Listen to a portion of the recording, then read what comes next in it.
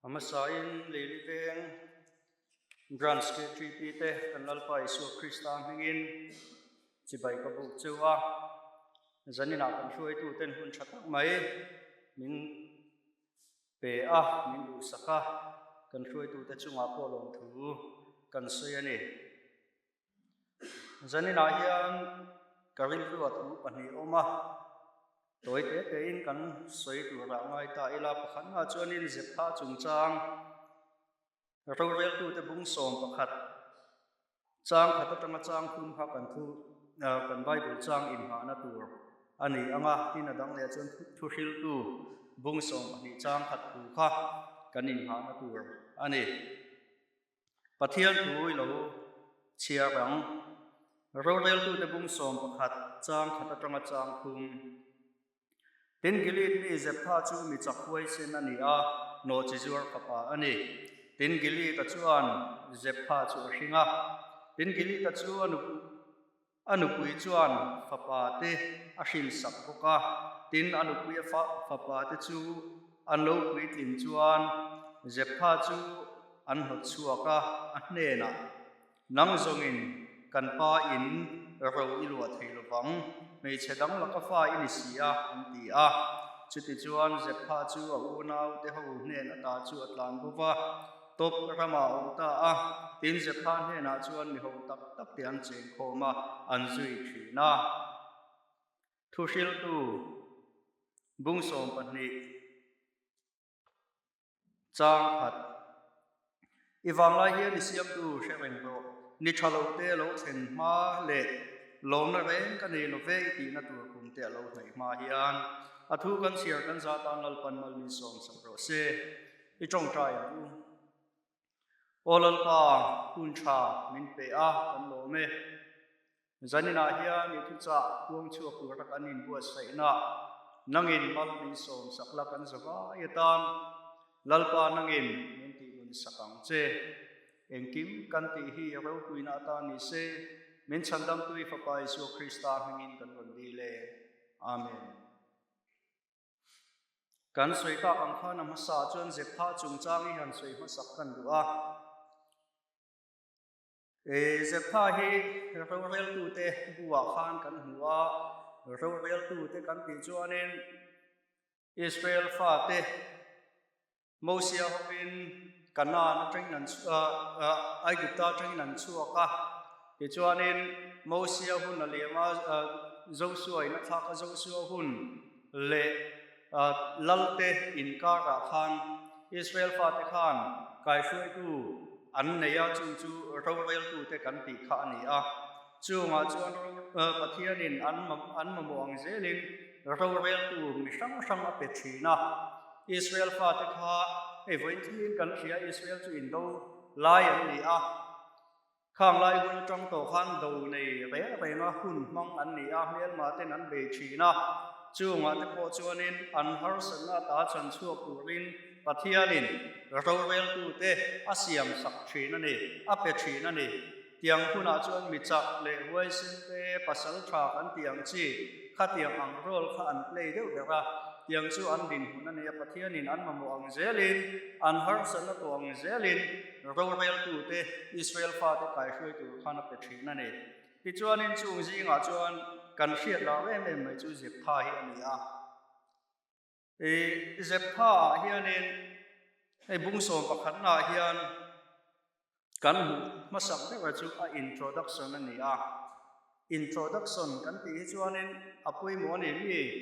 kan va introduce don trim hi chuan kan thian te an ni pon hi ka thian pa chu mi khami chu ani a fel khop mai chu tiang thok chu ani a mi tai ma tak ani te kan tia kan thian te mi dang ne na kan introduce don trim hi chuan a tha adu om lai kan soi thina ni tiang chuanin mi kan introduce kan first impression engeni kan share na ma saber ani do na wangin kha introduction kha apoi mo le thina chu tiang che chuan zepha chungchang apoi hin a introduction kan huwa ma se kan tianga zepha hi bible ziak tu rorel tu te ziak tu hian zepha hi adu sak lo le in ka hria tin angei do amon cho ti thei tur ba ni a zepha introduction hi atira chon ro pui viu me zepha chu mi chakhoi sen ani a ala thkhom me a adot le a azui na hi no chizur fa pa ani an ti do kher hi arun thak riau in ka sia azia ku hian eng tinge achan chin thalo lai hi aron zialan tel kher le Bible về meu à Israel pha te suai tu về meu tu ra tan pathia ni na than mi si ya hian he zepha chan chin ziak tu hian enga tinge le amoi lo lai hi aron sei lan tel kher le achang hi chun rong bol la ponga po hian ni kan in kher neu neu hi chuanin a fel lo lai hi chu a om thina ni ei po kan ni tho kan ran sui tu te po hi an ni ve tho in ka ring ani zai na hian te ta ila eng tin tin amo hian han te ta ila a fel lo lai hi chu an nei ve ka ring ma se pathia khongai a wangin rong bol tlak lo hi rong bol tlak a pathian chuan min lo da zo ani ti hi a chiang in ka hria a ti chuan sei zel ta ila no chi zuar fa pa ani a zepha chu chuanin no chi zuar fa hi Bible a hian vein thangin ani a kan society a ve lama po no chi zuar rin hun chu sei fia shan pa ngai lova khang hun lai a phe chu society a po ala a mi din hun hemi awang tlang mi pui din hun ang hi an lu phalo hrim ma me chi hi an thir khandana chuan man lu pui an oma chu mi zo chuanin mei an om le a tin mei noya chu no chi zuar pe khan om le a no chi zuar pe chu an niam le em ani society a khan san ro than chang phalo hrim hrim chu mi ta chu an niam zia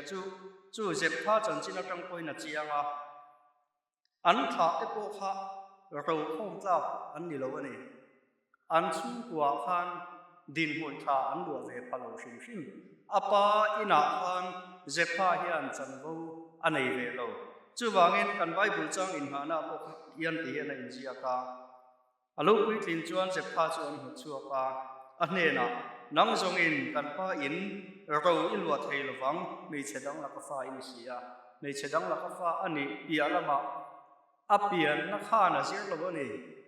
a status kha ahliam sa kim chumani adu than na po ni lovin tiang chu ani a chu wangin zepha din hun he khotlang pia lama an mani chu kwa a ko khan din hun tha le chan vo ani ve pha lo wangin no chua ani a ti chuanin mi ho tak tak te ne nan khosa ati kan hu a zepha chu a chaka a huai sena a tha ani ma se a qualification in a phalol lova apa in atangin no chua ani a zaina hianin heta tanga zir chua tur kan ne ka hria ka chu zepha hianin zepha chu a chaka a huai sena kan ti a adin mun sang der ni thei tur ra kan ngai chu rowel tu Bible a hian rowel tu te zinga allan hi a qualification hian a phalo hrim hrim ani a qualify lo ani ta ila a then san phi ber tur anga ngai chu indo thin an ni a mi chak ani mi huai sen ani a an mel ma te an ve na tlangwal chak huai sen a ral ma to nga changkai pol taka chun a chang ve thei mai thei ani ti vel kha a qualification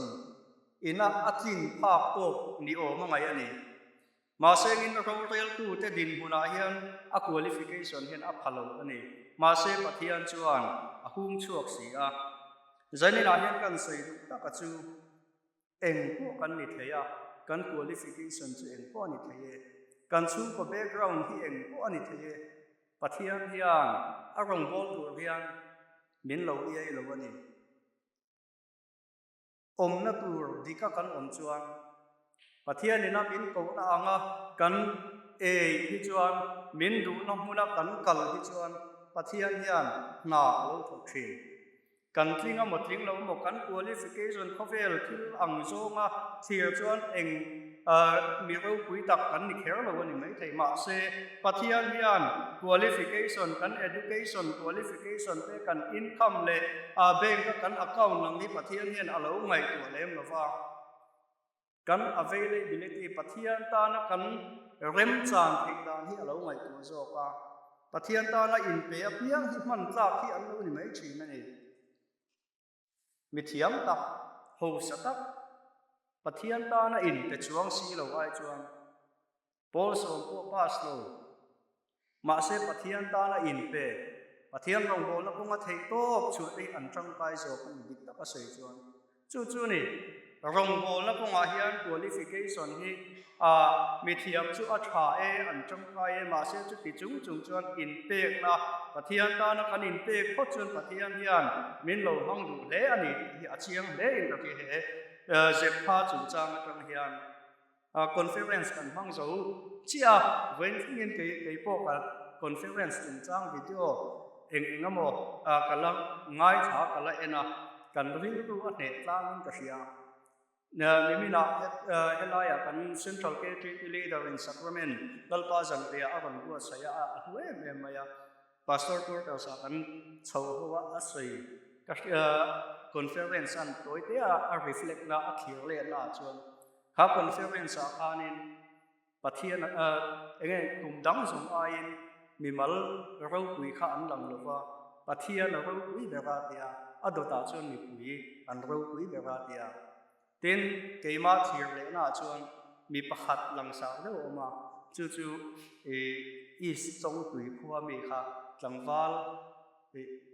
atop zana fakna in khoma mi tui tla zoi zoya pathian fak la sa ani midang ko mi tui tla chawani ma se pathian hian a thang chu du ate hi kha tlangwal kha kan zu da hiam na ni lo ta se mi le khathiam tak le mi ho sa tak ani kha ka ring ki lo ma se pathian in a choi moi du ate hi amak thin khop nei pathian in a man ruwa man du ate hi man ro wi thil chang kang tak hi alo ni san lo pathian in a ro wi pon chuana ta na man du ate hi mi tha le mi fel mi tla mi tling kan ti te hi an lo ni vek dik chuang lo wa bible a ko ni tho mosia kha atiang kha ni pathian ro wi na ta na an man chang kai em chu ni tin mosia ko dang ok ani ti in si em a le pathian na kha chu khana ta toila chak lo na nei ve tho ani chu wangin zani na hian kan fel fam kim vek big kher lo ani mai theya kan chu ko background chu a ro pui viau big kher lo ani mai theya kan thiam ta ko alo sang viau big kher lo ani mai theya ma se pathian ta na kan in pek chuan pathian hian min lo du ani aram zong na ta hian min hmang du ani chu wangin pathian ta na rong bol tu ra in pek hi alo to khle ani pathian zo khian na hi alo thok thin ani chu kan sei apakhat na ni ta se adang le chuan in thusil tu a khan e kan bible chang in ha na dang a khan thusil tu bung so panik chang khata iwang lai hi ni siam tu shereng ro ni thalo te lo chen ma le lom na re kan nei lo ve iti na tur kum te alo hnai ma hian kan wang lai a lalpa rong kan bol thei hi kan wang nei ani zaina hian in khom KTP in khom akal te kan wang nei khop nei ka ti fo thina ke ma ko hian ka wang lai un thai ke po KTP ka lo over week lo wa ka wang lai un tha tle rol te kan tle rol chho ke ba tang KTP in hang ve tho kan ni a ka wang lai un tha thian ta na ka mang hi ka in chir lo na tu zel ni ka sia zani na hian wang lai hang me kan ya eng ting ya mo chun kan wang lai hi alat kal lian ve don kan wang lai huna khotlang tan nok sak kan ni lo te man kan ni reng lo te hi alom umania kan wang lai hun tha lal pa rong kan bol nu chi hi nakina chuan kan han thir le tama kan wang lai ali hunai a hlu chi hi kan hritel el donin ka ria ka in chir lo khopani lal pa rong kan bol hi pathian hian a tha hi adu zel a thalai ber hi adu zel ani mishing nu na po kan wang lai kan potentiality kan chakna engeni anna sat lai tak kan mel po amoi lai engtima kan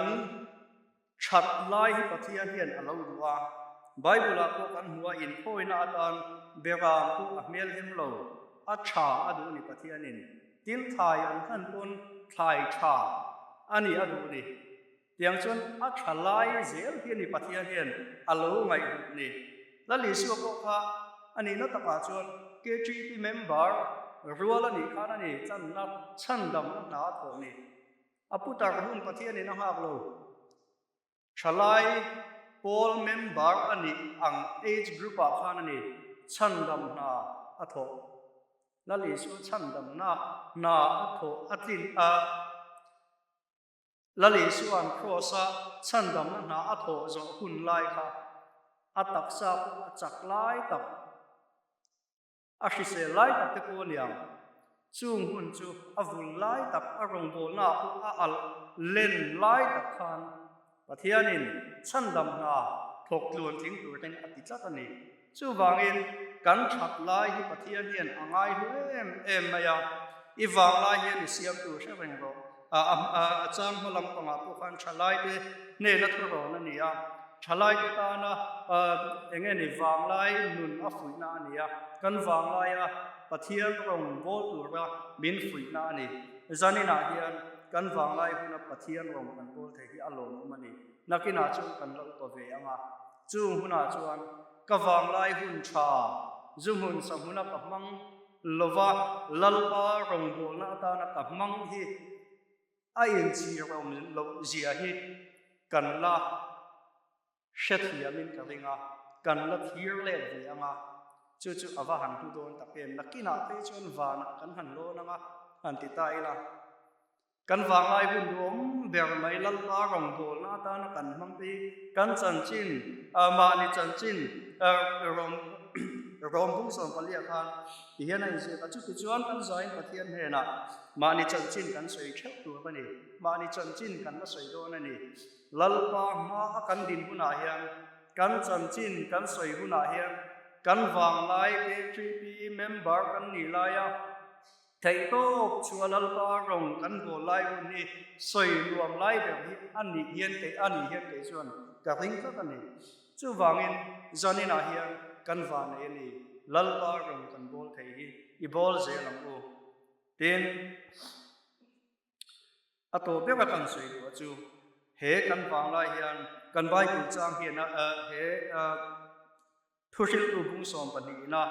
min cha du poi mo tak mai anei hian ka hria ta chu I wang lai hian ni siam tu hre ben ro ni thalo te alo then ma le lom na ven kan nei lo iti la tur kum te alo hai ma hian kan chiar thak zel chuan chang hi chang kun chang ni an ani that ta zel maya athim tel ani ni te eng te tha te ar si te an thim ma le ruwa nuwa chu ma lo kir le ma hian in veng tu chu alo khura mi chak te chu an kai tu na an tle ma wanga ro som tu naw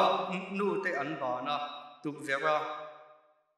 da nu te chu an thima ko thera kong te ain khar ni chuan a chir zel lo ne yang thalai hun du takha aron liam tha athim thatel tel mai ni kan chiar phak chuan kan huang chuta chun hei hian enge min cha du anei I wang lai hian ni siam tu hre ven ro ati hian enge om ji anei I that lai I chak lai mal som na I dun lai hian pathiana in phun het ro in buat sai ro eng tik nia emo chun har sana lo la thing do har sana I bihing nu na alo thing ngei do na ni chu huna ta chon tu na hian in buat sai ro I thei lai hian I tharau nun lalpa nget taka I in phun thei lai hian tu na hian in buat sai la nget takin lalpa e omla lalpa in hat ro chu ti lo chu nakina har sanai ko huna ila buai palange ti na thu cha ani chu wange zanina hian kan that la ya lalpa rong kan bola pathian thu kan oya kan tharau lam nun kan so hei apoi mu em har san na lo theng thei tur laka kan in ven thei na tan kan wang lai kan chak khum lai a pathian nget taka kan in nga hi kan foundation hilal pa ani apoi mu le ani in satu bible lali so na te khina khan kan huwa in satu chi hi ate khina pakhachu chiawdu pa asa pakhachu lungpuya ani lali so khan a foundation ani asoini a in ro uilam pang kha soilo lali so khan a in ha na khangai poimu ani chu wangin kan ti theilain in kan sak theilain kan thatlai in sa thei din huna kan din lain a thei ram chuan lungpuya in isang u a thei ram chuan lali suwa nget takin in ngatang u chu har sat la lo theng tur laka kan him na atanian apoi mo em ani zanina hian pathian rong i bol tla zelangu kan thatlai huna lalpa rong kan boli kan in sir ro no ni athu kan soite kan zatan lalpan malmin som se